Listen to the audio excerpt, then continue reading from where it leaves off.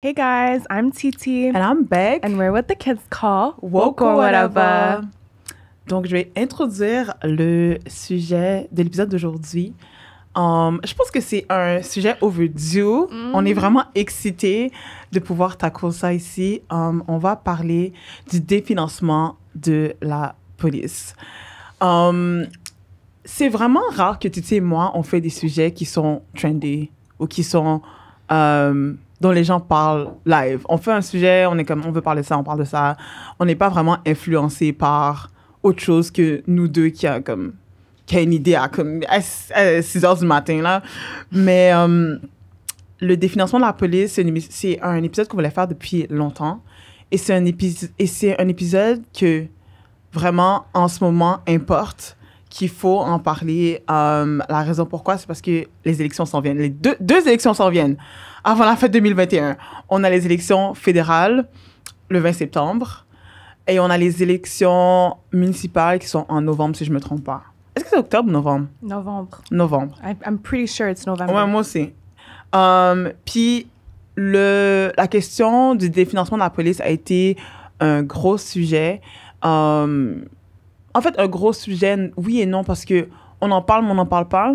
J'ai l'impression qu'à chaque fois que les gens veulent en parler, ça commence, puis ensuite ça s'éteint. Ça commence, ça s'éteint. Fait que nous, ayant un podcast, le but, c'est de pouvoir parler pendant 2 heures sans interruption ni rien, avec des stats, avec des quotes, avec des références. Vous nous connaissez, avec des références, plein de références.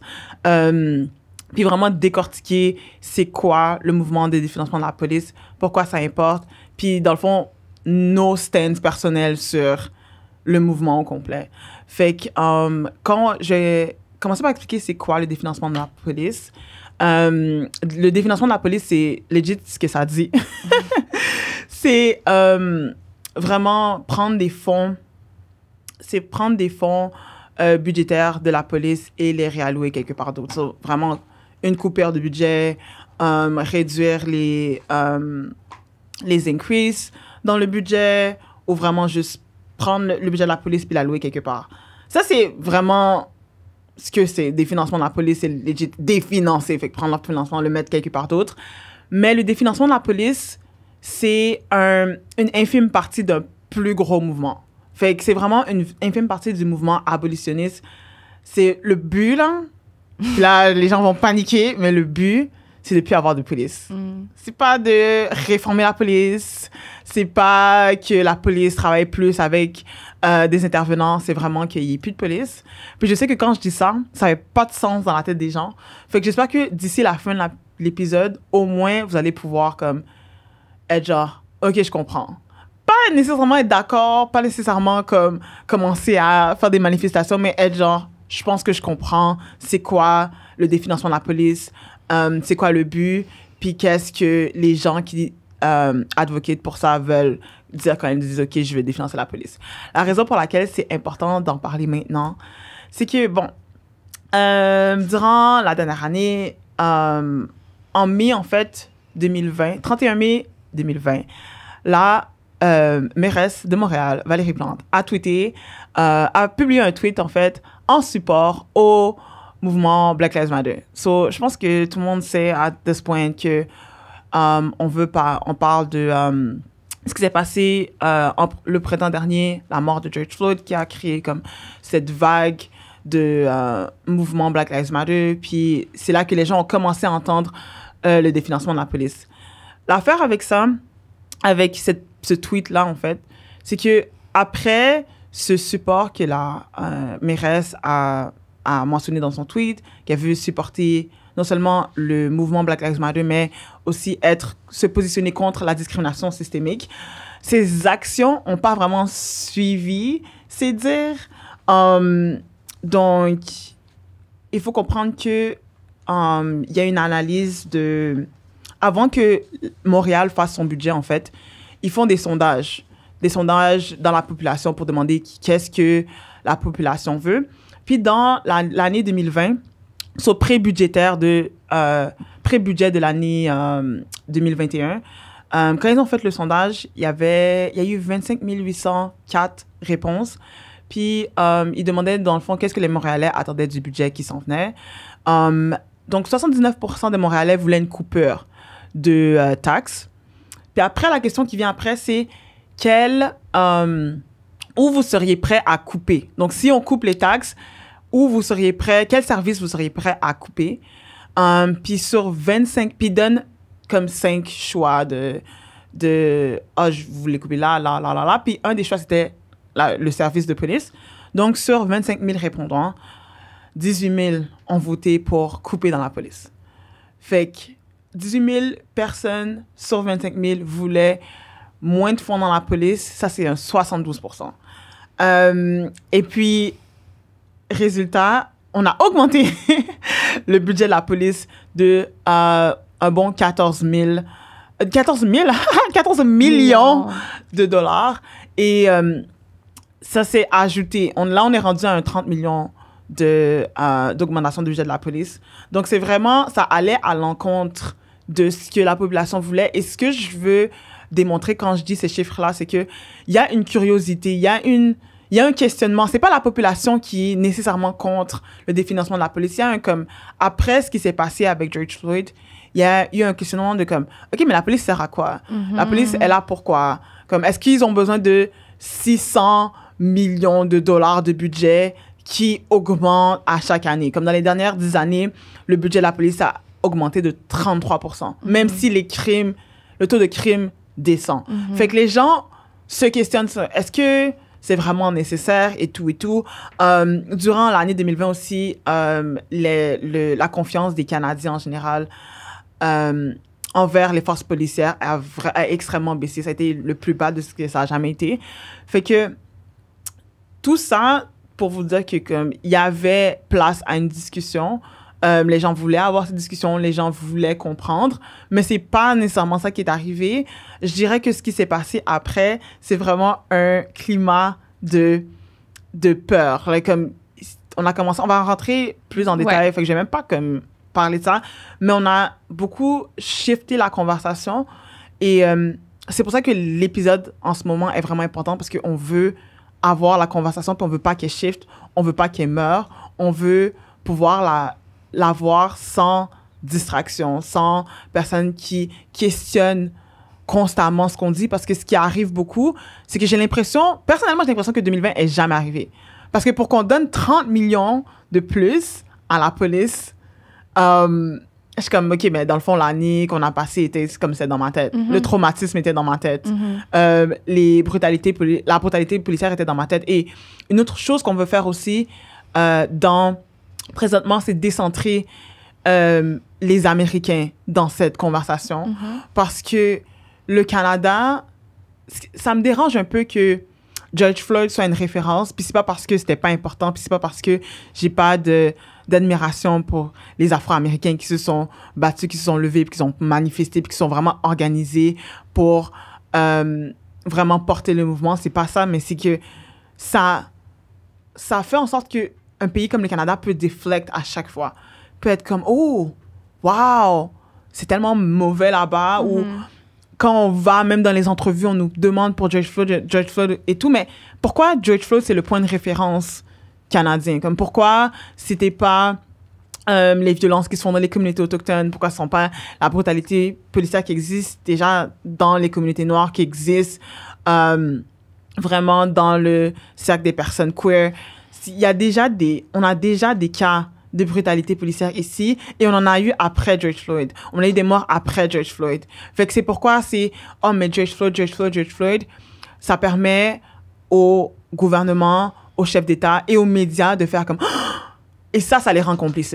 Ça les rend complices du fait que on doit toujours... Alors, chaque fois, on doit recommencer à zéro. Et ça fait que les personnes... Moi, je suis épuisée puis je suis pas sur le terrain.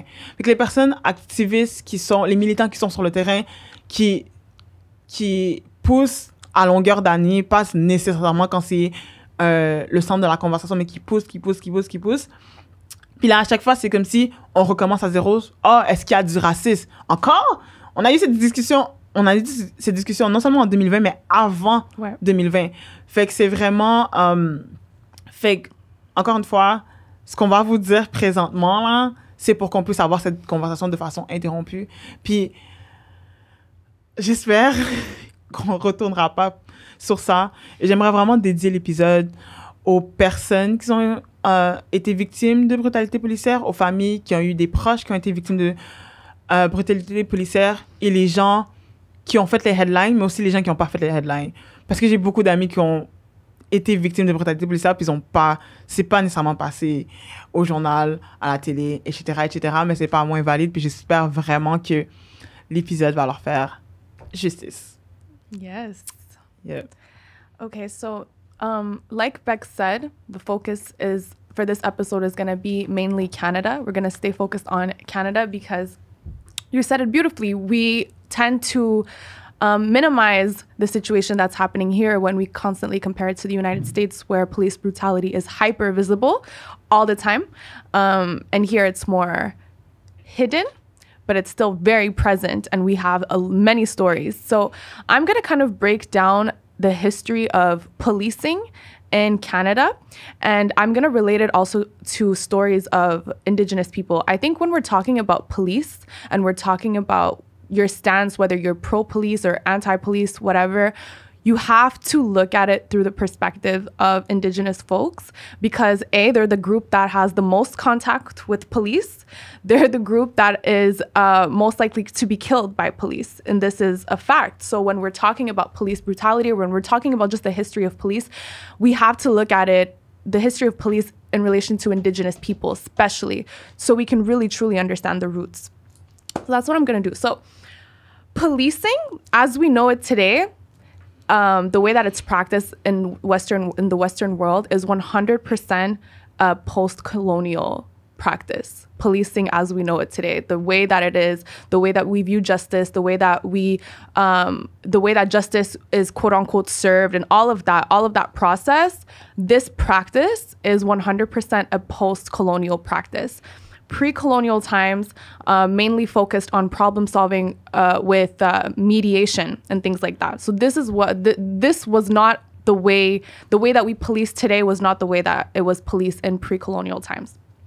So what is the police for? Originally, if we're specifically looking at Canada, originally the police was really to protect monuments, protect buildings, protect the citizens from invaders, which is really ironic because they're colonizers. But so this was originally what the police was for. Even if you look at the origin of the word police, it derives from the Greek word police, meaning city. So it's to, protect the city, the monuments, all of that. And then it eventually led to protecting the citizens by actually making arrests for criminals and things like that. So that's how the police started. Now, the way that in post-colonial times, the way that policing, the standard for policing was you do something wrong and you're punished for it because you disobeyed the law, because you went against the state. So there's therefore punishment in order to have you conform and follow the rules. This is what policing is. This is what it was when it started, and this is what it is right now. This is the model that we've all known. We have never known a different model. Mm-hmm. So you do something wrong, you're a criminal, you're punished. Punishment meaning you get arrested, and then so on and so forth. So that is the process. And pre-colonial times, when it was only Indigenous people here, the process was completely different. Instead of focusing on the criminal versus the state or the criminal versus the law, it was very community oriented. And it was the wrongdoer and trying to make a rapport with the victim, trying to come to an understanding with the victim, trying to come to an understanding with themselves and have and their conscience and understanding why they did that. It was really based on problem solving in order to prevent it from happening. Modern day policing is all about reacting to a crime, right? You did this, I'm reacting, go to jail, get arrested. It's a reaction. Not necessarily looking at long term, not necessarily looking at preventing it long term. This is why, statistically speaking, most people that are arrested and go to prison and face time in prison, when they're released, there's a very good chance they go back. Because it's not about prevention of crime. It's not about rehabilitation. It's about punishment. This is post-colonial times, this is the model that we were made to know. But before that, it was not about punishment, but it was about the way that justice was seen for Indigenous communities. It was based on the best way to bring peace to a community. It was all based on what is the best option for the community to remain at peace. And everyone was involved in those decisions. The victim was very much involved in the process as well. And this is one thing that we don't have here. Victims have little to no say to what happens. So is justice really served if the victim itself didn't really have a say in what the punishment was or anything? But in Indigenous time, the victim had a lot of say, and the actual criminal also had say as well. What did they feel like should be what do they feel like they deserve after what they did? And in pre-colonial times, a lot of times they viewed the authority figures to be the elderly. The elderly had a lot of authority. The elderly would be mediators in situations where they would have the victim and then the perpetrator try to come to an understanding. Usually the mediator would be an elderly person. And the way that laws and rules and how to behave and all of that was taught to that community was not through written laws like we have now. It was through oral, it was spread orally by the elderly that would teach lessons, and it was passed on through tales, through songs, through traditions, through stories. This is how you learned about morality. This is how you learned about how you should behave in a society. This is how you learn what behavior benefits your neighbor. This is how they learned things. This is how they knew right from wrong. It wasn't through formal laws, but through tales told by the elderly, and they were highly respected. And also when, people, let's say someone stole something from you or whatever, a lot of the times the elderly would get together to provide a compensation. And the community was involved in that as well. Oftentimes the perpetrator was also involved in that process of compensating you for your loss, kind of like as a consolation. So it was really focused on the community. And unfortunately, that model and that way of moving in a society was completely stripped away after colonial times. And even when you look at the crimes in itself were not even that prevalent. And the reason being is, firstly, there's the sense of community. And when you are, and it's from a tight-knit community, because we don't have this now. We live in a capitalist society. It's a very individualistic way of thinking. We move and we don't think about our neighbor. Just look at the pandemic and how if there's any doubt that we are a kumbaya-ass community, just look at the way that everyone moved during the pandemic. There was no compassion whatsoever at all. But in pre-colonial times, it was all about the community. So the crimes were not even that prevalent because you didn't want to be shunned. You didn't even want to be, you wanted to be included. You wanted to be loved. And there's a certain level of respect and camaraderie.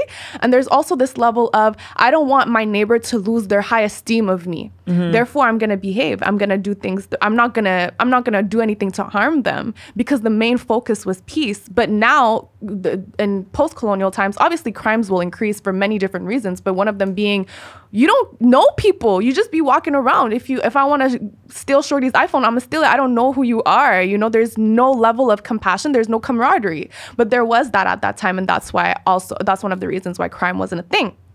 So modern day policing obviously does not move like that anymore. And when we're looking at modern day policing with Indigenous communities, it's really focused on the settler colonial conceptions of policing.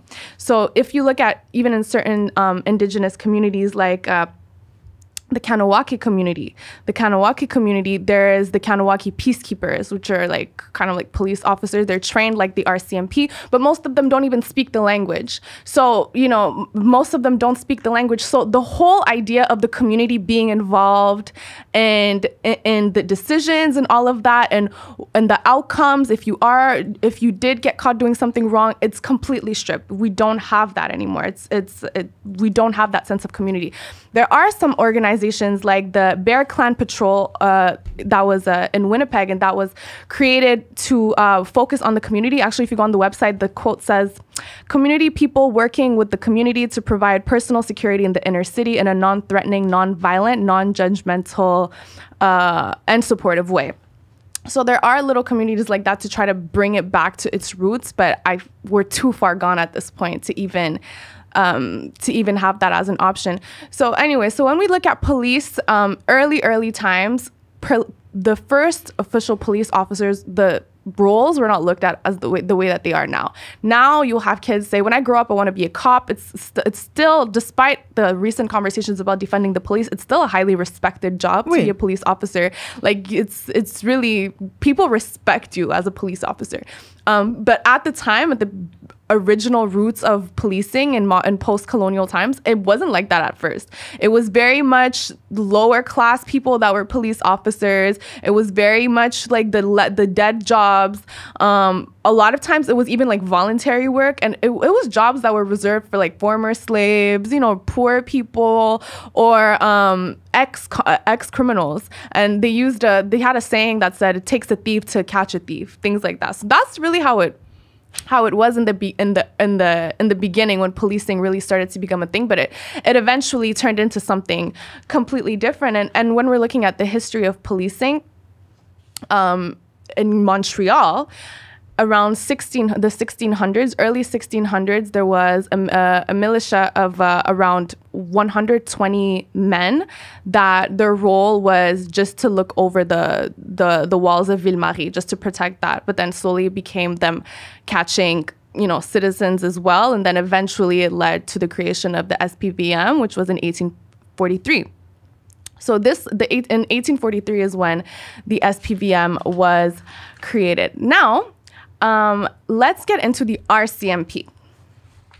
La police montée. Yes. What? Let's get into the RCMP. So initially, the RCMP was called the Northwest Mounted Police, so the NWMP.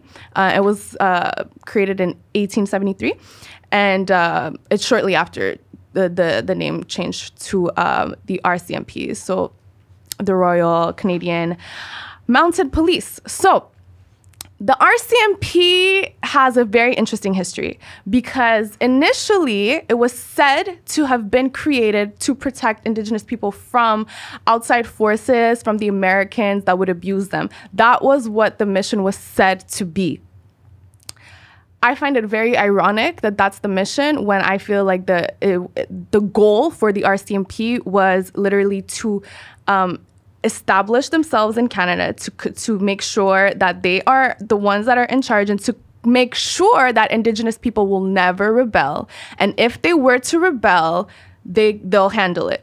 That's what I view the RCMP as being. And for those that are like, TC, like, you're talking shit, this is a quote from John A. Macdonald in 1884. And he said, "The business of the mounted police is principally to keep peace between white men and Indians." Now, what does that mean? Ouais, je suis vraiment contente en fait que tu rentres là-dedans, dans ce que RCMP en français, en tout cas, la police montée, Royal du Canada, dans son rôle quant à la colonisation en fait, des terres, des autochtones, parce que dans le fond, le but, ça a vraiment été de settle the settlers. Mm-hmm. Fait que non seulement ils faisaient en sorte que les Autochtones ne se rebellaient pas, mais ils ont fait en sorte aussi que les Autochtones disparaissent dans le sens que les Autochtones se nourrissaient beaucoup de bisons. Ils ont tué tous les bisons pour faire en fait ils créaient des famines, pour que leur première source j'allais dire de revenus, mais leur première source, comme pour se nourrir et tout, pour se vêtir, qu'ils aient plus, qu'ils soient obligés de s'en aller. Yeah. Fait que la police, les racines coloniales de la police sont, on peut pas les dissocier.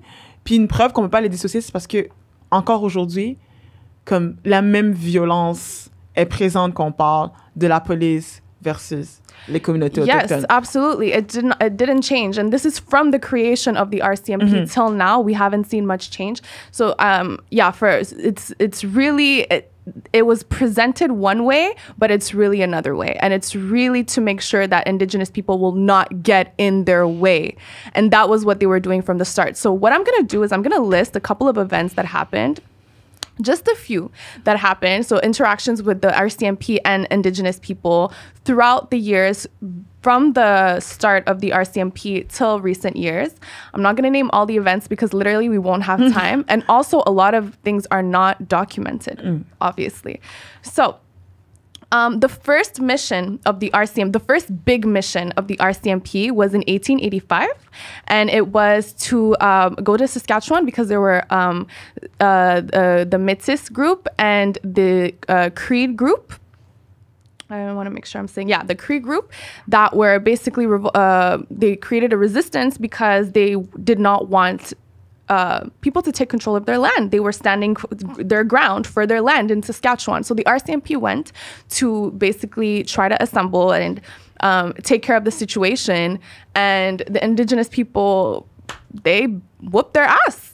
They took care of shit. Like they handed it to them. They really, like the RCMP really couldn't take them to the point where they had to call in for more reinforcement. And they called in for the Canadian Army. So the Canadian Army eventually went, and obviously the Canadian Army did eventually take over.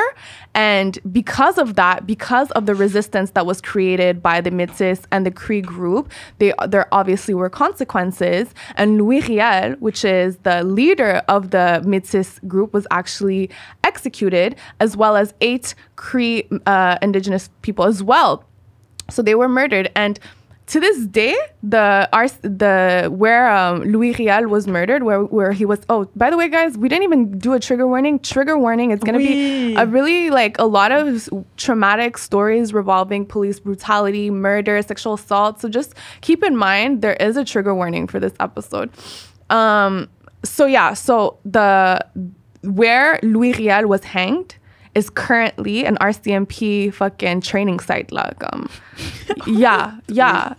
this is like the first major mission of the RCMP, right?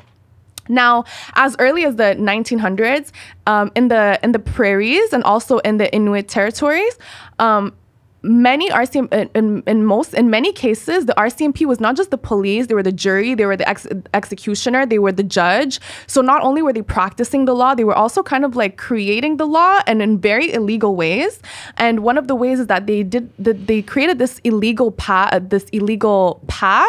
So they made it so that you couldn't move in and out of the reserve. So that was to maintain control and to limit, to restrict movement from indigenous people. Another thing that they did is in the Inuit territory, they slaughtered like thousands of sleigh dogs.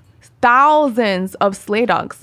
did that. And in World War II, the RCMP said everyone with Japanese ancestry that is over the age of 16 has to enlist. And if you don't, there will be consequences. Those consequences would be to take family members, put them in an internment camp, or just threaten them with deportation. So these are people that have been established there. This is their land, but they were threatened with deportation if they had any Japanese ancestry. So this was during World War II. 7 RCMP officers actually were charged during the separatist movement of the 1970s. 17 RCMP officers were charged for bombings, shootings, break-ins, and this is just the ones that got arrested. There's so many more that didn't. There's stories of obviously so many stories of sexual assault. There's in 1991.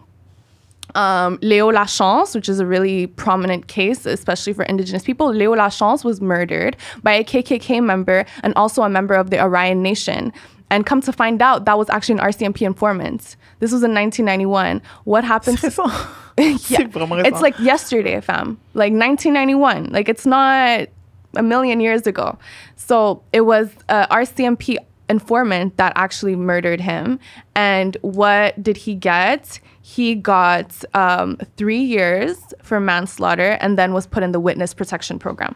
So I don't even know his identity. Okay. In 2004, 2 RCMP officers were suspended with pay from purchasing sex from minors. Yes, with pay. In 95, hundreds of RCMP officers sent out explosives and thousands of rounds to land, how's it called? Land defenders in British Columbia. 95, right? And like I said, there's countless stories of sexual assault. In 2019, there's an Indigenous woman that called for an RCMP officer because she had been sexually assaulted, and then footage caught him assaulting her. Yeah. And the latest, this is the last piece of, in the timeline that I have, but the final reports of the National Inquiry into Missing and Murdered Indigenous Women and Girls that was released in 2019 detailed RCMP negligence in dealing with the systemic epidemic of violence against Indigenous women and girls, while also relating personal accounts of sexual assaults committed by RCMP officers themselves.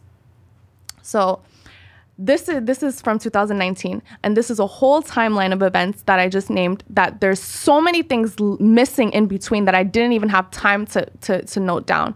So looking at this, you know that the history of racism, violence that was presented, it's been from the start. It's been from the start, and it's still very present. So the RCMP especially is incredibly violent, and the way that it's spoken highly of, especially in Canada, is something that I just do not understand, because it is probably the things that I've read that the RCMP has done has probably has to be some of the most violent things I've ever read.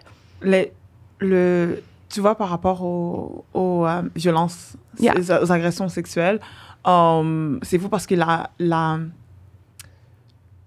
y a eu un scandale similaire au Québec avec la SQ. Donc, je pense que 8 membres de la SQ qui ont été accusés d'avoir agressé sexuellement plusieurs femmes autochtones. Puis pour de vrai, j'ai jamais su comment ce case a fini. J'ai l'impression que c'est un peu, encore une fois, la discussion a die down, mais je me souviens, les gens étaient vraiment à la radio puis disaient comme, oh, pourquoi ces policiers violeraient des femmes autochtones, elles sont pas belles. Quelqu'un dit à la radio, genre, elles sont pas attirantes, elles sont pas comme, so pourquoi ils feraient ça et tout. Fait que quand on parle de définancer la police, on parle aussi de rééquilibrer les dynamiques de pouvoir. Parce que les pouvoirs sont centrés quand on parle de la police, puis la police a beaucoup... Parce que c'est impossible que tout ça soit là, puis on soit comme... Puis quand on parle des financements de la police, les gens sont... It's wild. Mais la violence, si on parle d'arrêter la violence, on parle de toutes les violences. Yeah. Incluant les violences commises par les forces de l'ordre. And it's not surprising, because when you look at it, again, we always end up making a point with capitalism, but we do live in a capitalist society, and there are power structures that are meant to be kept in order for the system to thrive. For the system to thrive, we cannot be on the same playing field. And this idea of structure and those that are in power follows in when we're looking at the police system. There's a reason why it's Indigenous people that are getting treated the worst, and you know, white people aren't that the same way. There's a reason for that. The same way that we have a social hierarchy, that social hierarchy does not dissolve once we have an interaction with the police, you know? Puis dans le fond, c'est ça qui est important de comprendre. Quand je dis définancer la police est une infime partie d'un plus gros mouvement. Yeah. Quand les gens disent, ben là, s'il n'y a pas la police, il n'y a rien qui fonctionne. Il n'y a rien qui va fonctionner. Rien fonctionne. Live, rien fonctionne. Live. And if you think things are working out, then you must be in a really privileged place where you can't even look at, you can't even fathom that people have it bad. But it's not sweet. Comme c'est vraiment là, c'est puis je vais rentrer là-dedans en fait, c'est que quand on parle de est-ce que la police est utile, genre les gens voient la police comme étant utile, puis je dirais que la police n'est pas utile pour adresser les violences. Puis on a parlé de violences sexuelles, puis ça c'est une grosse lacune des forces policières. Dans les dernières semaines, il y a eu beaucoup de discussions autour de violence d'armes à feu, de la crise d'armes à feu, de la crise de trafic d'armes à feu. Mais une autre sorte de violence qui a été vraiment, vraiment en augmentation durant la pandémie, c'est la violence genrée. Fait que c'est la violence faite aux femmes. Il y a eu 14 féminicides au Québec. Puis il y a eu ça, puis il y a aussi une augmentation dans tout ce qui est violence domestique. Maintenant, je travaille en intervenance beaucoup, puis il y a beaucoup... OK. Je travaille en intervenance, puis je travaille dans un centre pour femmes, et il y a beaucoup de femmes qui sont... le nombre de femmes qui sont sans-abri parce qu'elles fuyaient une situation de violence domestique, c'est vraiment fou. Yeah. Comme c'est vraiment, vraiment incroyable. Comme tout, quand on dit que tout est lié, puis la police peut pas répondre à ce genre de besoin. Fait que quand les gens sont comme, ben là, s'il n'y a pas la police, qu'est-ce qui va arriver aux violences, aux voleurs, aux batteurs de femmes? Mais qu'est-ce qui arrive à ces gens-là live? Parce qu'ils sont pas en prison. Merci. c'est ça la... Like 1 out of 10 people that make a complaint of a sexual assault, 1 out of 10 gets a conviction. 1 out of 10. Statistics Canada, look it up. Comme c'est vraiment, c'est ça la question que on doit se poser, c'est comme, qu'est-ce qui va arriver à ces criminels, mais qu'est-ce qui leur arrive live? Yeah. Parce qu'il y a eu des gros cas en plus au Québec, il y a eu des gros cas de célébrités et tout, qui ont été accusés de violences sexuelles et tout, puis qu'est-ce qu'il s'est passé quoi, genre? Moi, il s'est passé quoi? Si les gens sont allés en prison, dites-le moi, parce que je sais pas. C'est moi qui sais pas. Puis dans le fond, moi, j'ai parlé beaucoup de statistiques. On va essayer de toutes link pour que vous... Yo, il y a 9 articles, dog. Non. Statistiques Canada been there for me durant cette période. But they need to update their numbers. Oui. Tu me donnes un 2014, comme, qu'est-ce que je chose par exemple? They do need to update. Mais, dans le fond, j'ai parlé de... premièrement, les services de police, puis les appels que la police reçoit. Quand je dis que la police est inutile, ce que je veux dire, c'est que... Bon, Statistique Canada révèle que dans l'année 2017 et 2018, la police, comme au Canada, en tout, a reçu 12,8 millions d'appels. Fait que 12,8 millions de personnes, ou d'appels en général, que les gens ont appelés pour le service de la police. Et 50 à 80% de ces appels-là, c'est pas des appels qui sont reliés au crime. Fait que de 50 à... Fait qu'on dit au plus bas 50 pour la moitié des appels que la police reçoit n'ont aucun rapport avec un crime, une infraction, une violence, etc. Fait que ce que la police reçoit beaucoup, c'est des appels pour un système d'alarme qui s'est déclenché, des accidents dans le trafic, des disputes à domicile, perturbations, comme les gens qui appellent quand tu fais trop de bruit, ces gens-là. Les ops. Des haters. Des personnes malades ou blessées. Les gens qui font une overdose ou qui sont en crise de santé mentale. Fait que ça, c'est au moins 50% de ce que la police, des appels que la police reçoit. Et pour de vrai, c'est un 50% que quelqu'un d'autre pourrait répondre à ces appels. Comme c'est facile ce serait facile vraiment de détourner ces appels-là, puis qu'il y ait une autre assistance, en fait des assistances plus qualifiées, parce que la police, pour la majorité de ces appels, sont même pas qualifiées pour répondre. Au Canada, 70% des personnes qui ont été tuées par la police, c'est des personnes qui avaient des problèmes de dépendance ou qui avaient des crises de santé mentale. 70% des personnes qui ont été tuées par la police, c'est ça. Et c'est dans les appels que la police reçoit. Fait que pourquoi une augmentation de financement? Pourquoi... Ce que je veux comprendre, c'est que la police n'a pas commencé avec $0. La police avait déjà 600 millions, le SPVM avait déjà 665 millions de dollars dans ses poches. Yeah. On a rajouté le 30 millions. 50% de leur appel, c'est pas par rapport au crime. Fait qu'est-ce que la police fait en vrai? Moi, je veux que les gens... Qu'est-ce que la police fait? Qu'est-ce que la police fait? Genre, c'est quoi comme une journée dans... Ouais, non, mais je veux savoir qu'est-ce que la police fait de ces gens. Comme moi, je réfléchis, OK, mais elle fait quoi, genre? Ouais. Like, what are y'all doing? Elle répond à des calls, à des appels qu'elle n'est même pas qualifiée. Yeah. So tu fais trop...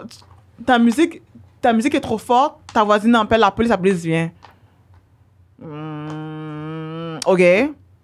Comme, est-ce que... Puis c'est là que les taxes vont... Like, it's so crazy because when you think about your day-to-day interactions with people, your relationships with people, how often is the police involved? Like, how often do you need the police to be involved? Like, when you're looking at your day-to-day, like your regular, and obviously there are extreme cases, I'm not even downplaying that, but I'm just saying in general, how often does the majority need the police involved? How often do we talk with the police like that? We don't. For us to like really feel like we absolutely need them. I feel like we've been conditioned to believe that we need the police Puis, like that. Pour de vrai, est-ce que vous vous sentez bien quand la police est là? Moi, j'ai des derniers panic attacks. OK, quand la police, on va dire je conduis, quand la police est là sur la route, tout le monde ralentit. Tout le monde est stressé. Comme, personne est comme, la police. T'es sur une zone maximum 100, tout le monde est à 60. Ouais. Tout le monde est stressé. Ça, c'est que ça noir, blanc, comme personne. You're tense. You're tense. Quand t'es dans une station de métro, quand t'es dans un métro, dans un wagon, la police rentre. Moi, j'ai envie de bouger. Yo, moi, je vais juste bouger. Il faut quoi? Moi, t'es stressé. Tu sais même pas qu'est-ce que tu veux faire, qu'est-ce que tu veux pas faire. Ouais. Comme, je trouve même pas que la police, voir la police, il y a un vibe relax. Comme, t'es pas comme. Non, je suis pas bien. Tout le monde est juste tense. Non, je suis pas Tout bien. le monde est tense. Comme la police rentre dans un wagon, c'est silence. Comme ça, d'être allé que silence. T'es comme ça. T'es comme, yo. Tu sais même pas où te mettre. Là, t'es comme, quelle station ils descendent? Moi, je bug, là. Moi, j'ai peur, là. Moi, je comprends pas. Moi, j'ai fucking Tout peur. d'un coup, le wagon est trop petit. Yo. Ils sont de trop. Moi, j'ai peur. I'm not even scared. Like, I'm dead ass terrified. Ouais. I'd be scared. Yeah. C'est même pas comme, je suis même pas comme, yes, la police, s'il arrive de quelque chose, ils sont là. Non. Personne, OK, personne pense comme ça. Pour vrai, personne, je pense même pas que les personnes blanches sont comme, la police. Tout le monde est comme, ils font pas partie de notre quotidien. Vraiment pas. Et quand on les voit, on est comme, on a l'idée de punition vient, genre, je vais être puni. Comme je sais même pas comment agir. You don't even know what you did. Ouais, tu sais pas t'as fait quoi, c'est comme je vais être puni. Comme c'est le sentiment fait que j'aimerais vraiment que on soit aussi plus honnête là avec. Est-ce qu'on se sent vraiment But maybe safe? people fuck with them for real. Ou c'est comme Non. OK. Dis-le dans les commentaires. If you fuck with them. Fuck with If the you police. fuck with 12, let us know. Because maybe... Ouais, peut-être c'est juste nous. Parce qu'en même temps, it's like, moi, je suis around black people all the time. So, moi, I just know how it is for the niggas. Mais je sais pas que... Non, si vous dites... Moi, je me sens en sécurité quand je vois la police rentrer dans le wagon, dites-le moi. Let us know. Dites-le moi. How does it feel? Non, juste dites-le moi. Fait que c'est vraiment... Donc, quand je parle de la police est inutile, c'est ça, en fait. Ce serait facile de réallouer ce budget quelque part d'autre, puis qu'il y ait d'autres premiers répondants. Comme il y a eu un meurtre à Repentigny dernièrement parce qu'un jeune homme noir avait une crise, justement, de santé mentale. La police est venue, ils ont tué la personne. 70% des personnes qui tuent, c'est des gens avec des problèmes de santé mentale. Quelqu'un d'autre pourrait répondre. Comme c'est ça que je dis quand je dis la police est inutile. C'est ça que je veux dire. Et même ce que tu disais, la police réagit, elle prévient pas. Fait que it's always after the fact. Après que la personne a été tuée, après qu'il y ait eu un blessé, après, ça prévient comme rien. Puis quand on parle des violences, faites aux femmes, comme j'ai dit, il y a eu 14 féminicides au Québec cette année jusqu'à présent. Puis le 13e féminicide, c'était... la victime s'appelait Nathalie Piché. Puis c'est une femme qui avait déjà porté plainte contre son conjoint. Comme c'est une personne elle avait déjà porté plainte. Mais l'affaire quand tu portes plainte pour violence domestique, c'est qu'il y a un article dans le code du criminel qui s'appelle l'article 810. Puis l'article 810, dans le fond, c'est si la personne que tu accuses de violence te promet qu'elle va pas te déranger, le juge peut vague sur le cas, comme. Yeah. Il peut drop the case. Fait que si, dans le fond, son conjoint avait été arrêté en décembre 2020, mais pour être relâché comme en février, parce qu'il a signé justement l'accord 810, peut être comme, je vais la laisser tranquille. C'est aussi facile que ça de just get away with a case comme de violence domestique. Puis, à la fin de la journée, il y a eu un cas de meurtre, comme elle a été tuée. Fait que puis dans ce cas-là, il y a eu un gros parce qu'elle est allée voir la police. C'est pas qu'elle a porté plainte. Puis il y a eu aucune il n'y a eu aucun résultat. Elle a perdu sa vie, vraiment comme... puis dans le fond, l'article que je lisais, il y avait un questionnement de comme, OK, mais est-ce que notre système de justice fonctionne? Parce que elle a porté plainte, rien s'est passé, il a signé un accord, on a drop the case, puis là, elle est plus en vie. This happens all the time. Puis ça arrive souvent. I was just trying to search. I forgot the name of there was a black woman. She was 32 from Haiti. Oui. Oh my God, son nom m'échappe. Non, j'ai oublié son nom. Je sais de quoi tu parles. She made complaints as well. She was really fearing for her life. Je pense que c'est son ex. C'est son ex. Ouais. And she was fearing for her life. So these are things that it's not even like one out of, it's a common thing. Puis tu sais, on parle beaucoup de, comme je dis, on parlait de résistance aux armes à feu, si ça, comme on va combattre la violence. Oui, mais la violence faite aux femmes, c'est une violence non seulement qui est en augmentation, mais la police peut absolument rien faire. Et je pense que l'affaire quand on parle de violence genrée, qu'on parle de violence faite aux femmes, on a encore cette image de moi qui marche dans la rue puis me fait attaquer dans la rue. Yeah. Mais la plupart des violences se passent dans des institutions privées, comme à la maison. Her name was Marley Edouard. Ouais. Marley Edouard. I needed to say her name, like pour de vrai, rest in peace. That really shook me, that death. I don't know why, that hers. Puis c'est comme 2 cas parmi tant d'autres. Ça arrive tout le temps. Fait que, puis ça, c'est la même chose pour les violences sexuelles. Il y a eu une vague de dénonciations. Je pense qu'il y a eu 2 vagues de dénonciations l'année passée. Et les gens étaient toujours genre... tout le monde était surpris. We've been saying that, but tout le monde était surpris. Puis il y avait cette discussion de « Oh, ben pourquoi les gens vont pas voir la police? » Vous êtes jamais questionné à quel point notre système doit être push pour que tu te sens plus à l'aise à juste révéler tout ça sur Instagram que aller actually voir un agent de la paix pour avoir comme un résultat comme à ce que tu as vécu. Puis là, je vais lire plein de statistiques, guys.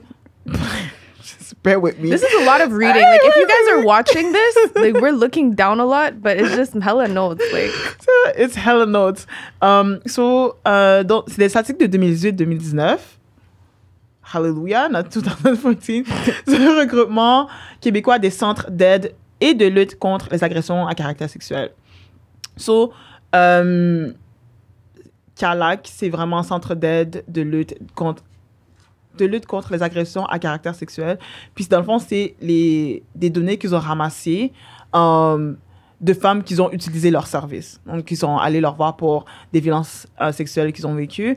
Fait que, dans le fond, 63,9% des femmes et des filles qui sont venues chercher du soutien chez eux cette année ont été agressées avant l'âge de 18 ans.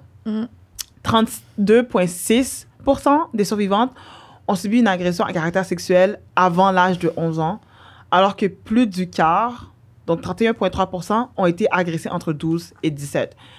14,4% des femmes et des filles qui ont effectué une demande d'aide dans leur centre ont été agressées entre 18 et 23, et plus de 20% ont subi une agression après l'âge de 24 ans.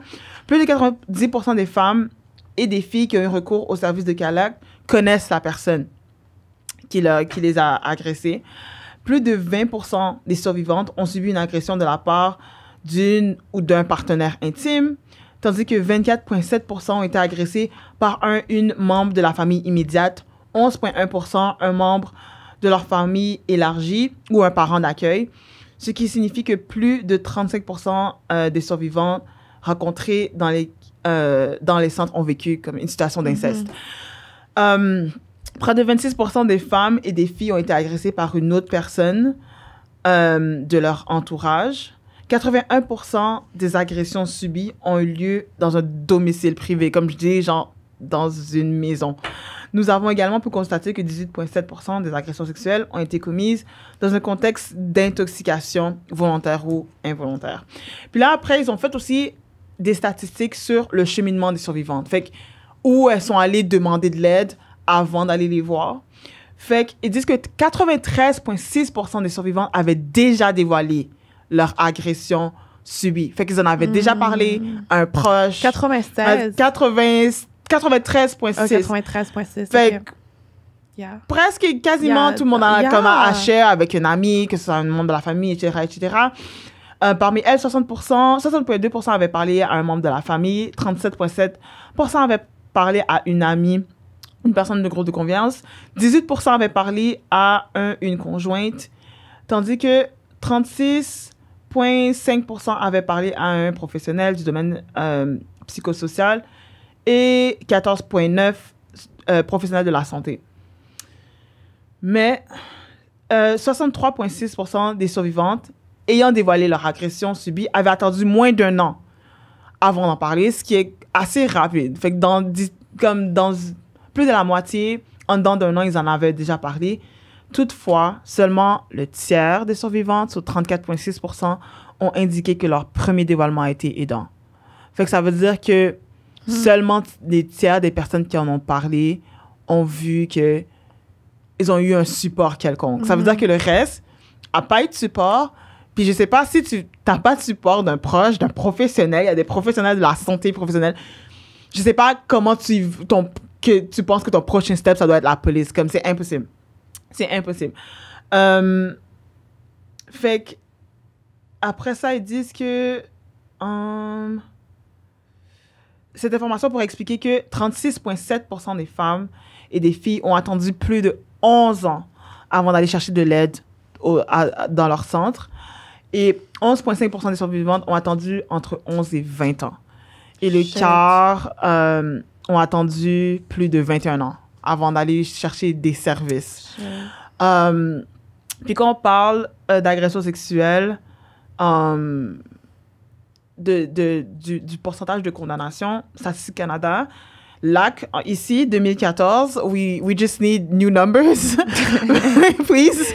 Yeah. We just need new numbers, mais en 2014, ce qu'il disait, c'est que fait agression sexuelle qui a été déclarée par un sondage, 633 000 agressions ont été déclarées par un sondage. Fait ils ont fait un sondage, plus de 600 000 personnes ont avoué qu'ils en ont vécu. Dans ces 600 000, 20 735 ont fait une plainte à la police. Donc là, déjà, le nombre est vraiment comme réduit. Après ça, dans ces 20 000, 12 663 agressions sexuelles ont été déclarées par la police. Donc, la police a pris les cases. Ensuite, 14 l'inculpation. Fait que si un début d'enquête, genre, comme une examination du dossier, donc, dans les 12 000, seulement 9 088. Puis là, les poursuites, on descend à 3 752. Puis une condamnation, 1814. Fait que c'est vraiment, vraiment, vraiment bas. Et le processus doit être extrêmement long. And draining. Exactement. Draining. Et F. Quand on voit aussi avec les pourcentages de CALAC, dans le fond, que les premières personnes à qui, la plupart des femmes, les premières personnes à qui, comme, le 2 tiers des femmes, les personnes à qui ils ont partagé cette expérience au début, les croyaient pas et tout. Fait qu'on peut pas après faire comme si on est surpris quand tout se passe sur Internet. Comme, c'est pas parce que les filles savent pas ou que les victimes savent pas, c'est pas parce que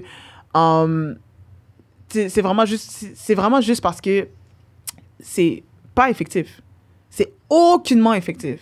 Yeah. C'est zéro. Là, c'est zéro effectif. Yeah. Fait que là encore, on retourne aux 600 millions que tu donnes à la police. For what? Plus le 30 millions pour quoi? Je répète, qu'est-ce que la police fait dans sa journée? Comme c'est a day-to-day, like just show me. Comme bring me. Parce que ces chiffres-là sont là, hein. Puis là, quoi? 33 millions pour comme une crise d'armes à feu qui est comme... Yeah. Non, ça fait pas de sens. Fait que quand on parle de définancer la police, même si t'as pas en tête l'abolition de la police, mais juste de meilleurs services pour mieux servir comme la population, de quoi t'as peur? Qu'est-ce qui te stresse? Parce que it's already shitty. It's already shitty. Peut-être que je pense que c'est parce qu'on est comme on vit au Canada. Non. C'est mieux que... Mais non. It's already shitty. No, it's bad. Ça peut juste être mieux rendu là. Ça peut juste être mieux. Fait que réallouer des fonds dans d'autres endroits, dans d'autres centres qui peuvent actually aider ces femmes-là. Comme ça sonne comme une mauvaise idée? Non, je pense pas. Yeah, it's honestly community centers that are focused on, helping victims of sexual assault is so needed. It's so helpful. Parce que encore une fois, we saw the numbers. There's very little amounts of complaints of sexual assault that even get to court. But then those that get to court, there's even lesser convictions. Again, from the stats that I've seen, is 1 out of 10 that actually get a conviction. So, understanding this, the police, the only thing they really do for victims of assaults or things like that is to provide legal aid. And I'm putting that in quotations because they barely do that. But having centers could provide psychological aid as well. You could have, conversations with actual trained people that are there to assist you, because it's not just the person is in jail, is I need to deal with this right now. I need to deal with what happened to me. So to be able to provide a center like that, I think that would be really, really necessary. But we're not putting the money at the right places, right? So let's just look at what people are saying when they're against, because we gonna give y'all all the sides, okay? We gonna be fair. We're gonna give you what the people against defunding the police are saying, what the streets are saying. The streets. And, in the streets. We're going to get into that, and then we're going to kind of deconstruct that and argue those points. So first, let's just get into what happened in summer 2020. Summer 2020 was very eventful, as we all know, especially with the death of George Floyd and the reemergence of the Black Lives Matter movement. It's always been a thing, well, since 2013, but it really came to, it was on a global scale really last year. So summer of 2020 was the first time, you said that in the beginning, summer of 2020 was the first time that we were having a global conversation about defunding the police. Defunding the police, this was lingo that was used on the ground. This was activist talk. Like it was not something that you heard common. Like, it was not a common thing that you heard. It wasn't a common sentence. This was, activists were pushing for this, but everyday people that are not super involved like that, it was not a conversation that was had. Last year, though, is really when there was a collective understanding of the ineffectiveness of the police. I really hope ineffectiveness is a word, bruh. I'm pretty sure it is. But yeah, so that was the first time that a lot of people were like, oh shit, like, how useful is the police? So that's when more people started to get into the defund the police conversation. And it wasn't just activists, it was everyday people, everybody, like a lot of people were saying it. It was not, if you were to say defund the police a few years ago, you would probably be super ostracized and criticized. Même Black Lives Matter, tu pouvais pas dire. You couldn't really say it like that. Defund the police. Because you were looked at as like a black supremacist, which is like, but it wasn't, but now it became more common. So interestingly enough, like around that time, everyone was talking about defunding the police, and Valérie Plante said that she had a big conversation about how public she was talking about like a big conversation about how she planned to distribute funds to law enforcement, and everybody got super excited. A lot of activists had like all this hope, like, oh shit, she's hearing us, she's telling us about this big conversation she's about to have about funding to the law enforcement, blah blah blah, all for in November for her to announce that, y'all, guess what? We finna up this shit. It's a party. What you mean? We're gonna increase the budget. We're gonna get 42 police. We're gonna be able to fund 42 police officers. Isn't that great? Like, have fucking Merry Christmas. Like, what are you talking about? So this is what happened. No, I find it incredibly interesting that 2020 was the year for this great announcement, when, if you look at the statistics, 2020, there was a decrease in crime. Crime decreased 10% in 2020.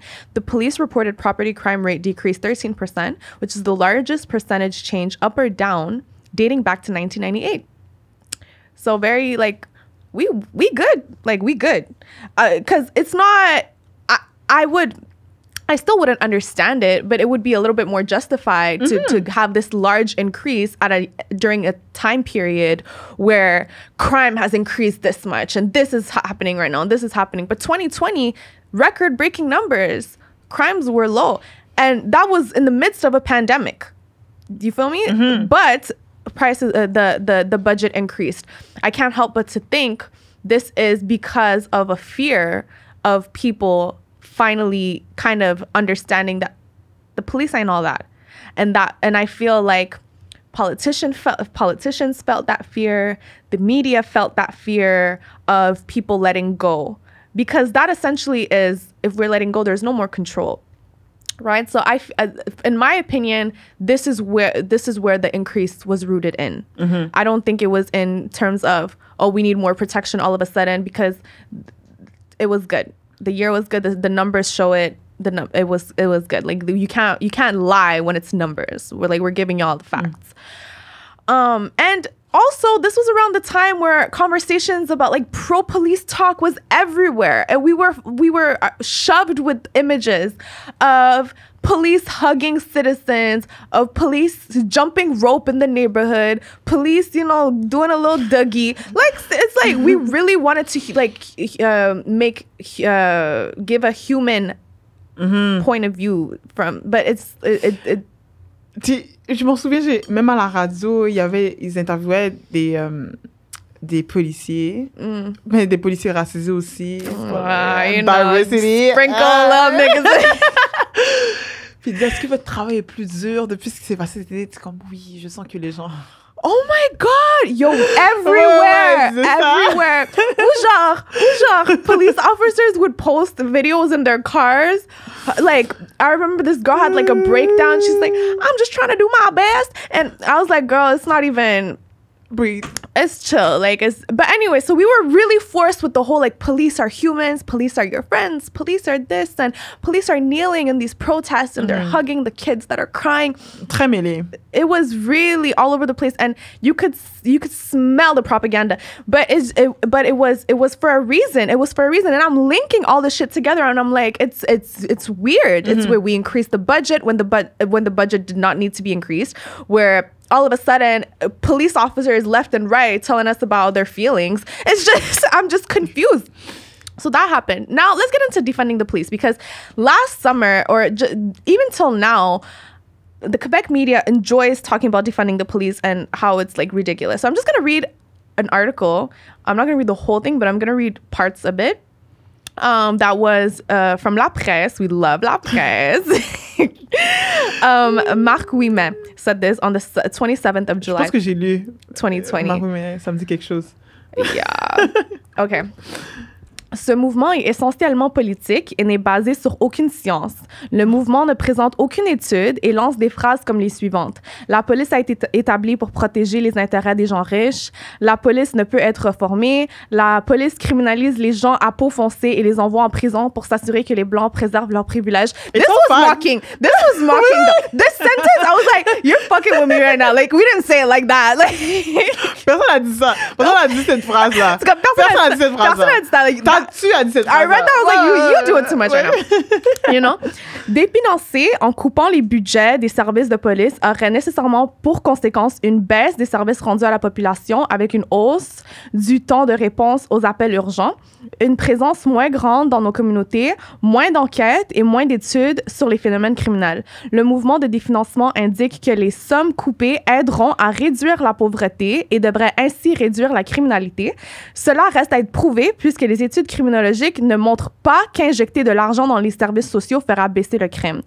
Diminuer les ressources policières amènera une baisse de risque qu'encourent les criminels et ce seraient les secteurs défavorisés des villes qui encaisseraient le coût. Les secteurs des villes où on retrouve davantage d'immigrants récents seraient davantage impactés par une baisse de présence policière. This is what he had to say. This is all the good stuff that he had to say. Obviously, Benoit Charette had some fun things to say as well in a press conference in April of 2021. He said, this is not going to be as long, he said, quand on tient un discours où on veut définancer la police, lorsqu'on veut désarmer la police, ce que ça fait, c'est que ça crée un climat malsain où on remet notre confiance envers les corps policiers. Or, c'est à la base de notre démocratie. Si on peut plus avoir confiance envers nos corps policiers, c'est notre système démocratique qui est en jeu. Donc, c'est un appel à la prudence là à Québec solidaire. So, these are their opinions on why defunding the police is not a thing. Now, we're going to go back to that in a bit, okay? Let's look at this summer now. This summer, specifically August, where apparently the streets are saying Montreal is Chicago. Right? This is what I'm hearing. Far West. Moi, I'd be reading what people are saying. Yo, Montréal, c'est pas bon.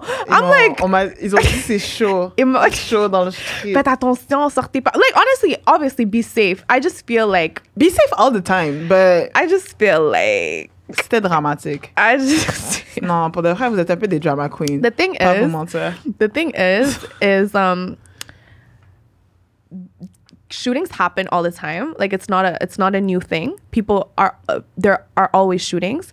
Is every single shooting documented? Has every single shooting been documented and broadcasted the same way that it is now? No, because I know of shootings that happen and it didn't make the paper. You know what I mean? But now everything, whether it's fatal, whether it's non-fatal, everything, if it's shot blessé, in the air. Blessé.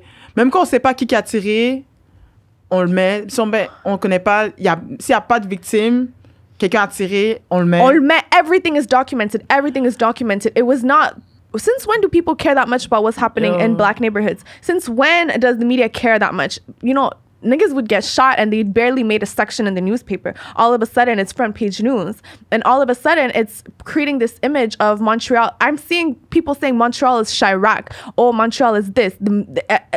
You type in Montreal, fusillade, whatever, and all of the articles about how the city is not safe anymore. First of all, Montreal is incredibly safe. Incredibly safe. Montreal is incredibly safe. And I think this is not us saying, by the way, the shootings are not real. Like the shootings that are happening are super real and it's super devastating. But I don't think it's the way that the media is presenting it.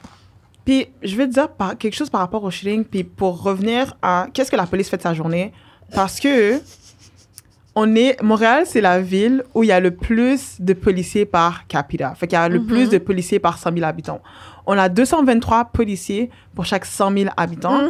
Et la moyenne canadienne, c'est 188 policiers par 100 000 habitants. Fait que s'il y a toutes ces shootings-là, puis là, toutes ces polices-là... What are they doing? What are they doing? Like, what are they doing in a day? What are they doing? Scaring us when they go in the metro. That's what they're doing. No, mais pour de vrai, it's a thing. Valérie Plante increased the budget recently of $5.5 million. That's her announcement. And the public security minister, Geneviève Guilbeault, she told reporters that they're going to prepare a unit, like a gun trafficking reducing unit. And the RCMP is also going to be involved. Like we love them, my faves. Yo, so they're creating this unit. And if we look at, because in 2019 there was also something similar. They did that and they failed miserably. And I really want to point it out, because before we talk about we need more police, and these increasing police is going to increase police in black neighborhoods. I hope y'all understand that. They're not going to be in the West Island. Like they're going to be à Montréal Nord. They're going to be at Montréal Nord. So the anti-gun squad thing that they're trying to do, it's going to be in black neighborhoods. And the last time they did that in 2019, there's a professor, Ted Rutland from Concordia. He wrote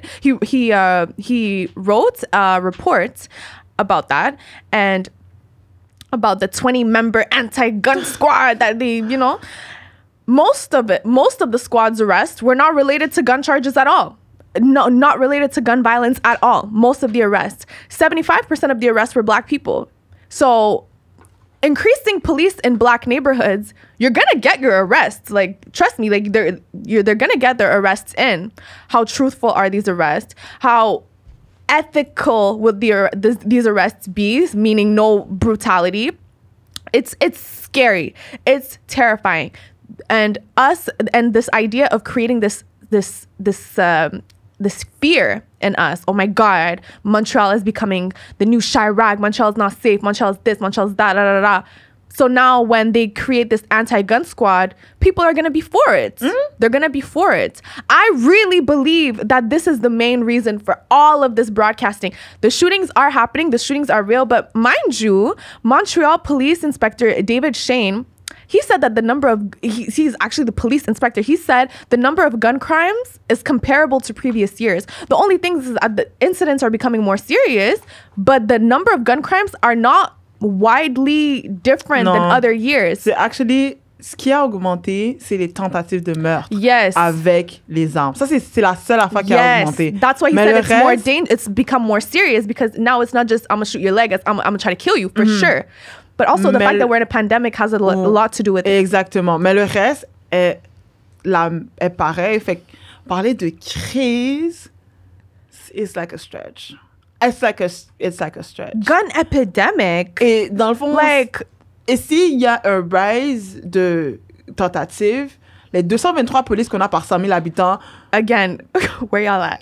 Stratégie. Come with a plan. Regroup. Regroup. Do a little group chat. Regroup. C'est ça. Faites un petit comme un WhatsApp account. Like, you know. Talk to each other. Puis, genre, do your job. I'm gonna do this. I'm like, come on. Pas 5,5 millions encore. Damn. What is y'all doing? Ouais, yo, cet argent vient d'où, bro? Bruh. Parce que je vois qu'ils lancent like nothing. Ils lancent. Yo, you get 5 million. You get 5 million. Everybody gets 5 million. Like, Sika, what the fuck?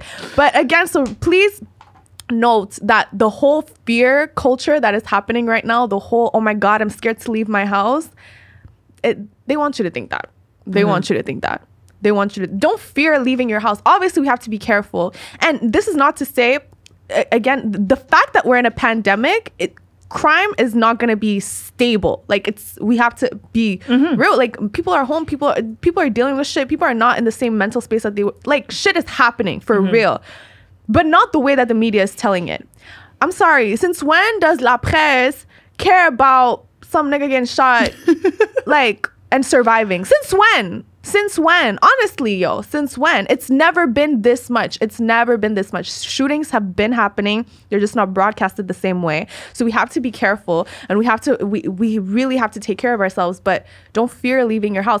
And I find it very interesting how all of this is nearing the election, you know? It's nearing the election, et il y a un pattern constamment qu'on parle de violence d'armes à feu, c'est toujours après un cas de brutalité policière. Toujours. Et le jour où vous allez click and get the pattern, peut-être maybe we're gonna go somewhere. Parce que la première fois qu'on a parlé des crises d'armes à feu, c'est après ce qui s'est passé avec Mamadi Camara. C'est juste après, tellement que durant, quand il est allé sur Tout le monde en parle, on a aussi parlé de... il y avait aussi un expert qui parlait de crise d'armes à feu, qui a actually dit que comme, non, it's not that bad. It's not what y'all saying it is. Yeah. Puis juste après encore qu'il y a eu le meurtre du jeune homme à Repentigny, on a commencé à documenter tous les, comme t'as dit, les petits, t'entends un shooting, c'est demain matin le Devoir. Comme c'est vraiment... C'est vraiment ça! C'est exact. À chaque fois qu'il y avait un cas de brutalité policière, fait que la conversation retournait à le définancement de la police. C'est comme, wait a minute, but the crimes though, the crimes! Yeah. Yo!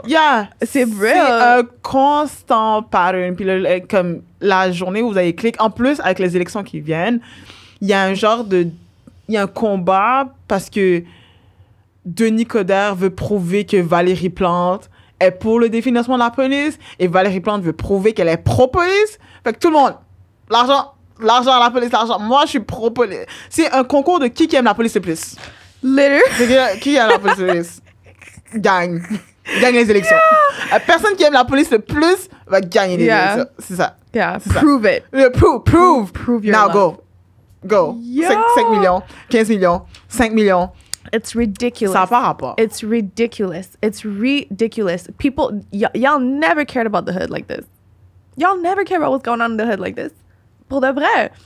So that's one thing. So let's really keep in mind before we're all happy that there's going to be this anti-gun squad happening that they're trying to figure out. Please remember what happened in 2019 because I promise you it's going to happen again. It's been done. It's going to happen again. It's been done. Puis la police avait je pense que c'est dans le même article, je pense que Ted le dit, ils avaient une liste de gang members, 10,000 names. 10,000 names. They be keeping track. Of the hood, like the whole hood. The whole hood. Yo, just, this nigga did that. Yo, non. It's a party, comme the whole hood. 10 000 noms? 10 000 noms. 10 000, comme 10 000. Yo, ton cousin est sur la liste? Yeah. Tout est sur la liste. Oh, God, bitch. Yo, watch out. Yo, je te jure. C'est fou. C'est fou. So please, this is one thing that I'm just like, y'all don't make no sense because you guys attempted to do it and you failed miserably. C'est ça. So pourquoi encore? Pourquoi encore? Qu'est-ce qui est différent? Pourquoi encore? Like, it's not... Another thing that... one of the reasons why a lot of people don't want to defund the police is because they're very, this is one thing that they're very pro the body camera thing.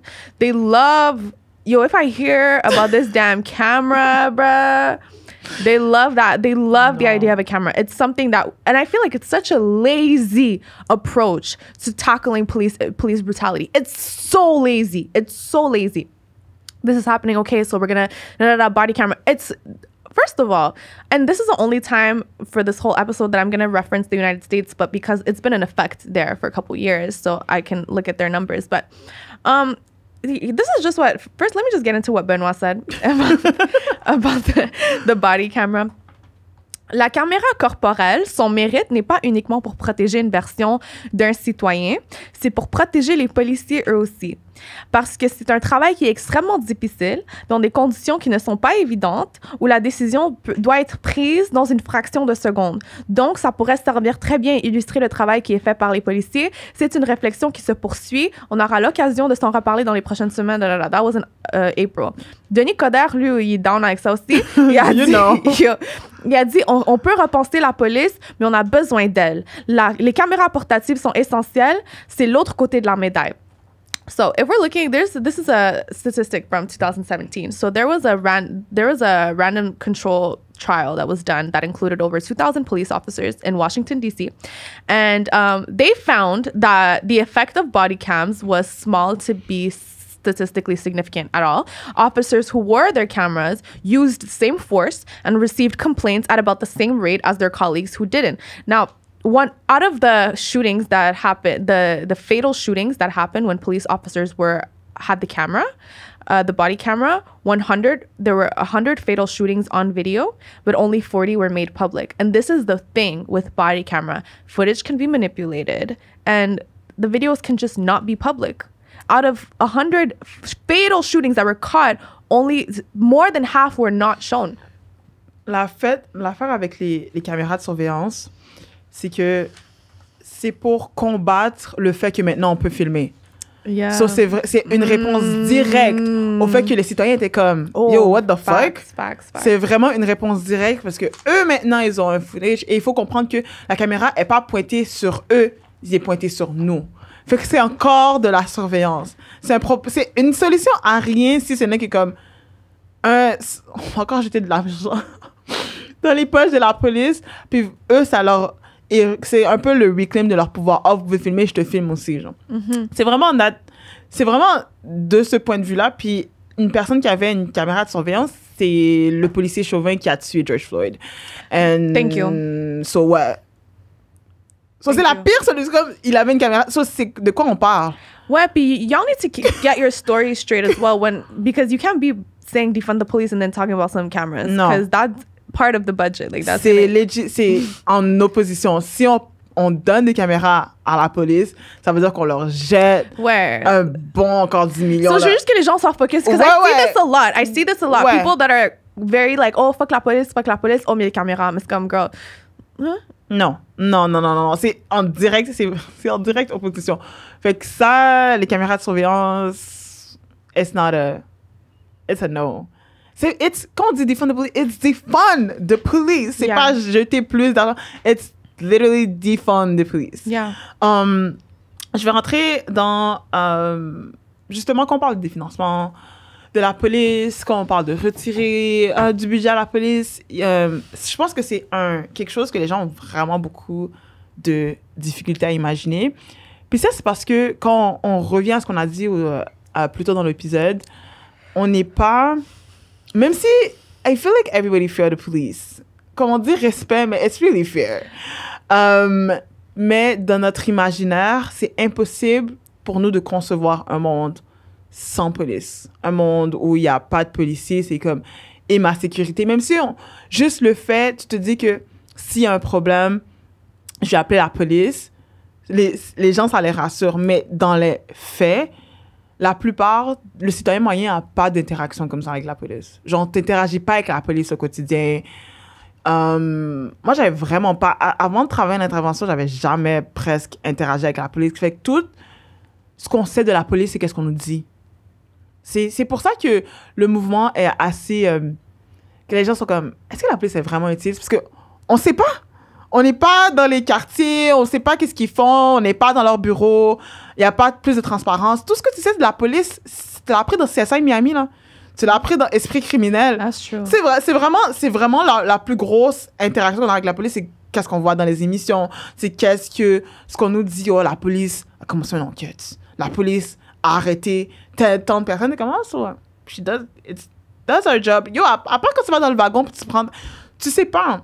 Même tu sais pas comment réagir quand la police est là parce que t'es juste comme oui. Ouais. Oui. Fait que puis très, très, très, très jeune, on nous a inculqué que comme quand tu sais pas, quand t'as besoin d'aide, t'appelles la police. Quand t'as un problème, t'appelles la police. Quand t'es blessé, t'appelles la police. Fait que tu sais dans ta tête que tu dois appeler la police s'il y a quelque chose, mais t'as pas d'interaction et tu sais pas vraiment qu'est-ce qui arrive quand t'appelles la police.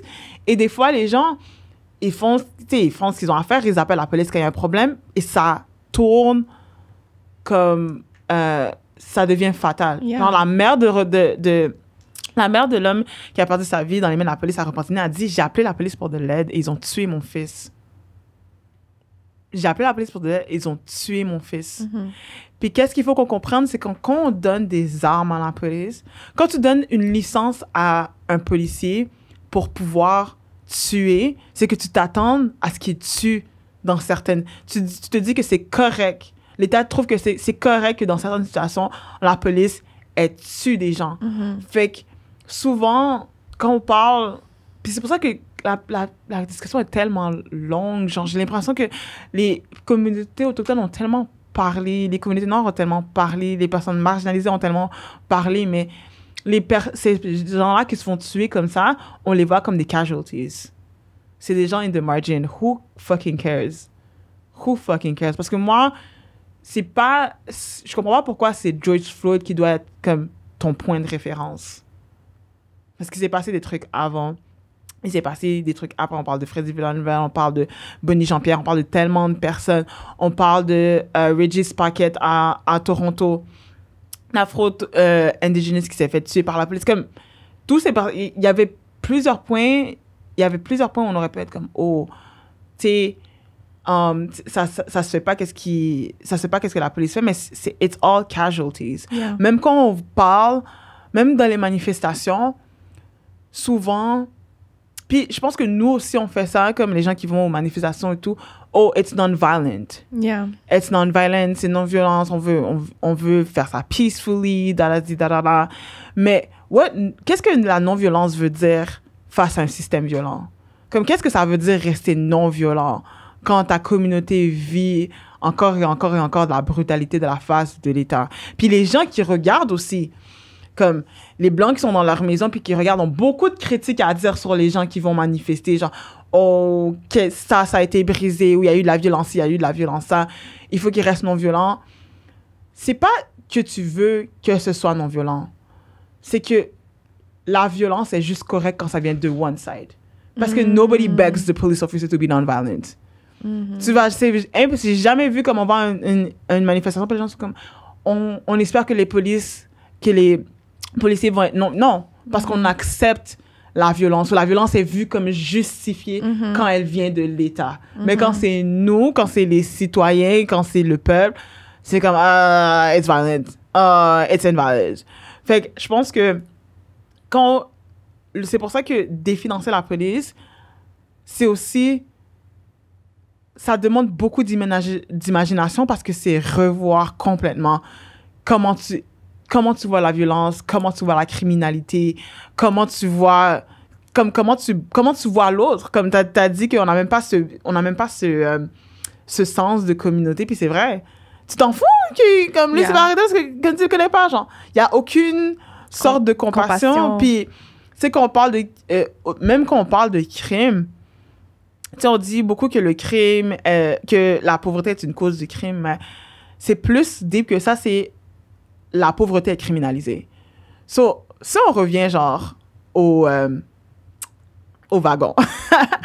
Si on revient, comme on met la police est là dans les métros pour s'assurer que tout le monde perd le 3 et 25 quand ils rentrent, I guess.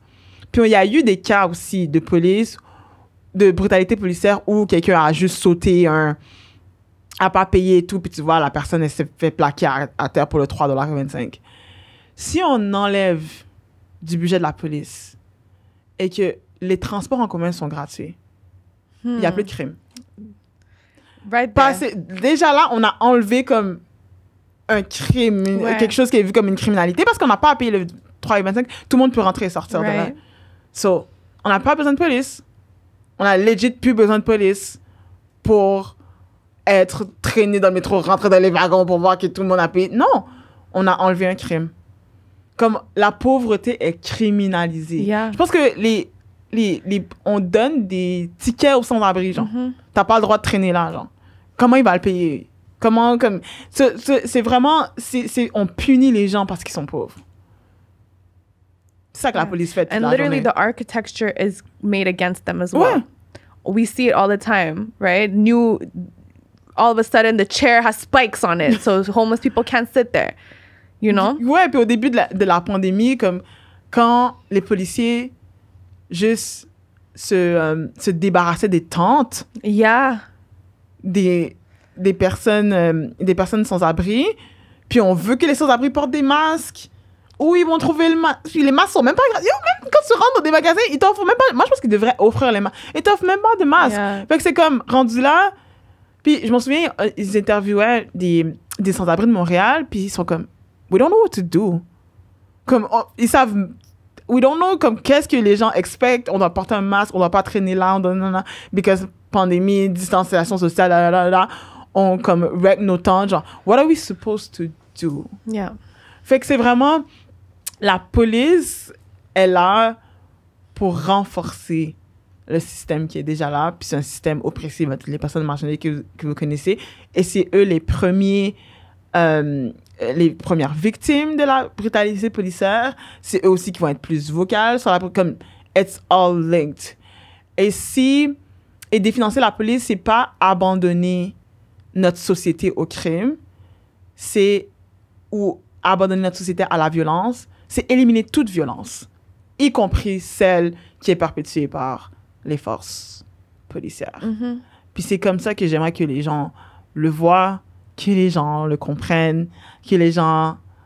Comme c'est dur, là, je sens que c'est dur, mais juste au cours de l'épisode, je trouve qu'on a assez donné d'exemples pour que tu sois juste comme... Peut-être que la police n'avait pas besoin de 30 millions de plus. Juste ça, comme... You know? Puis ça pouvait être alloué quelque part d'autre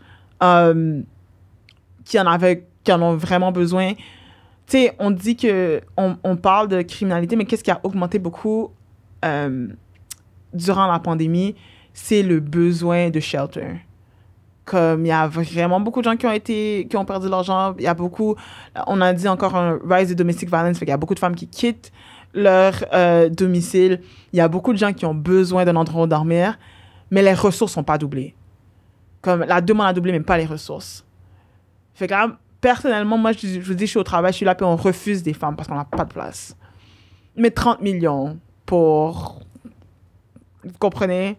So, Yeah. yeah. So, how do you see a world without police? Like, how would you see it? How would you want, like, an attack, like you're being attacked? Like, how would you want that to be handled? Comme Like, si on like va an dire, je me extreme vois- situation. Extrême, Because I extrême. know these comments are gonna come. Okay, Ouais, my ouais, guys, ouais. like, I'm When getting, getting attacked. fucking nigga pulls a knife out, like, je fais quoi? Attends, je pense que si je pense que si tout est recentralisé dans les communautés, puis que j'ai l'impression que si je me fais attaquer, la réponse serait meilleure qu'avec la police. Parce qu'on n'aurait pas nécessairement besoin que la police soit là. Comme je pense qu'il y aurait plus de personnes de rue, des gens de formation qui sont là pour s'assurer, qui sont présents pour déescalader la situation. Parce que, je sais pas si vous savez, mais la police n'est pas trained pour déescalader la situation. They're not. Juste pour We réagir. said that in an episode. McDonald's workers are able to de-escalate people coming in and wilding in the restaurant. I did that. Yo. Si t'as travaillé en customer service, you did that. T'as déescaladé You can de-escalate a situation. Ouais, plein de situations. Je pense que c'est définitivement possible de train des squads de gens qui seraient là pour désescalader les situations, des gens qui sont formés pour les crises de santé mentale, pour des crises psychologiques ou des overdoses aussi. Je pense que dire que je serais plus en sécurité. Parce que avec la police, le temps que je call le 911, comme, même si je me fais attaquer, comme, OK, je me fais attaquer aujourd'hui, genre, je fais quoi, genre? J'appelle le 911 après. Fait que dans ma tête, un endroit où il n'y a pas de police, ça veut dire un endroit, qui aurait plus aussi d'éducation, plus d'éducation sur la désescaladation, plus d'éducation sur le consentement. J'ai vraiment oublié d'en parler. Yes. Quand on parle de consentement, les gens sont comme, ah, non, c'est pas comme ça dans la vraie vie, mais en fait, il n'y a pas d'investissement pour apprendre le consentement dès le jeune âge. Puis ça, on en a déjà parlé dans un autre épisode, fait qu'on va même pas get into it. Fait que c'est... je pense je crois qu'une société sans police, ça va être une société qui care le plus, puis ça va être une société plus consciente. Yeah. Fait que je pense... J'ai pas vraiment peur de me faire attaquer comme ça dans la rue, I guess. Mais je pense que je trust que c'est facile d'actually former des travailleurs de rue, former des gens, un qui en est plus, deux qui soient capables de déescalader des situations. Puis ça, tu l'apprends en intervenant, tu l'apprends comme... I feel like we'll get our autonomy back in a way. Ouais. I feel like we'll really get our autonomy back. This is what I feel like, because... And I'm asking you this question because I don't even know the answer for me as well.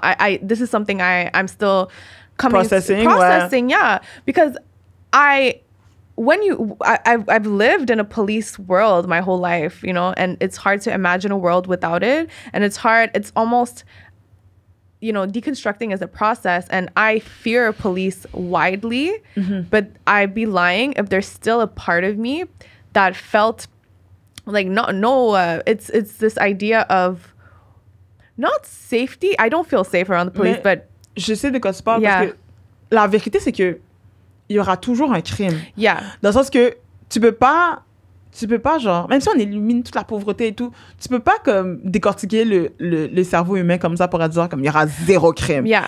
Fait qu'il y a toujours cette pensée que genre il va avoir something is gonna happen. Mais je pense que on en avait parlé back then, épisode genre c'est ça avec Claude Denis, parler du fait que c'est ça qui arrive dans une société capitalistique. On a toujours besoin de third party. Yes. Fait qu'on a toujours besoin... C'est pour ça qu'on a de la difficulté à penser qu'est-ce qu'on va faire sans eux, parce qu'on n'a pas cette autonomie de quoi. Exactly. That's why we want that autonomy. C'est pour ça qu'on est toujours inquiet que comme j'ai appelé la police ou je vais faire ci, je vais faire ça, ou même quand on parle d'autres affaires, genre si moi on va au Maxi pour faire l'épicerie, si demain il n'y a plus de Maxi, genre est-ce que tu es capable de faire un jardin de genre...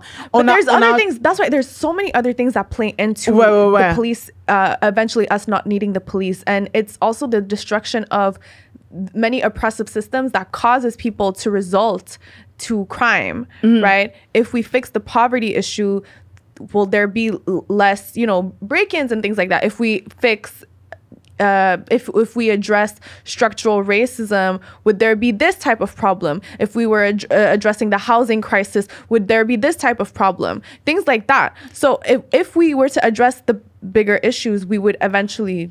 C'est dur d'imaginer un monde sans police parce qu'on sait même pas qu'est-ce qu'un monde sans pauvreté would look like. Right. Okay, ouais. Right. But I have a lot of faith in us, and it's been done before. Like a world without police, we don't know it, but it's been done before. Ça. This is where my hope comes from. Okay. Like this is where my hope comes from. Like I'm still in the process of learning all of these things. I'm still coming to terms with, okay, but the reason why I'm so for defunding the police, abolishing the police, is that I know that it existed before. And I know that pre-colonial times, this was the case, and people focused on restorative justice. There were peacemaking circles. There was a lot of things, and there's certain things that we can do anti-racist. I read about anti-racist design, just the way that the city is designed. Increasing, having more open spaces, increasing windows, little things like that for crimes to, to at least privately done crimes to not happen. So I really, really believe in a world without police because I know that it exists. It's just hard for me to imagine it. Ouais, je pense que aussi, j'ai beaucoup de foi au concept de genre être en communauté and be like in the community. So j'ai vraiment l'impression que the day that on va arrêter de like fear the neighbor, parce que j'ai l'impression que avoir peur de l'autre, c'est ça qui avantage l'État, c'est ça qui avantage les gouvernements, parce que c'est comme si j'ai peur du voisin, I'm never gonna revolt, I'm never gonna ask for more non plus, parce que je te trust même pas comme ça. Mais je pense que j'ai foi en la communauté, les communautés, and that's how I get hope. I really think that je pense vraiment que we can do better for ourselves and that we deserve better for ourselves. Yeah. So this is our closing statement. Yeah. I'm pretty sure this is going to be our most hated episode. Ouais, moi aussi, plein de commentaires. Enough comments, but it's all good. Honestly, it's straight. I'm happy we did this. I'm really happy we did this. This was long overdue. If you guys have more questions that you guys want us to tackle, let us know. If you want us to, si vous voulez qu'on fasse un live, we'll do it. Let us know. On va essayer de link tout ce qu'on a. No, we're gonna link all the articles because it's a lot. Yeah. But thank you for rocking with us. Thank you for supporting us. We're really grateful. Yes. Merci aussi à toutes les organismes comme Defund des SPVM, Defund.ca, qui est la version canadienne, Ted Weldon aussi sur Twitter, puis qui shout tout ce qui se passe avec la police. Shout out à toutes ces personnes-là qui font the work, Decimon Cole. Y'all are parce que I was really in y'all sites. In y'all articles. Especially Defund the SPVM. I was in y'all shit. So shout out. Pour de vrai, merci beaucoup. And so on that note, I am Titi. And I'm Beck. And we're what the kids call Woke or Whatever.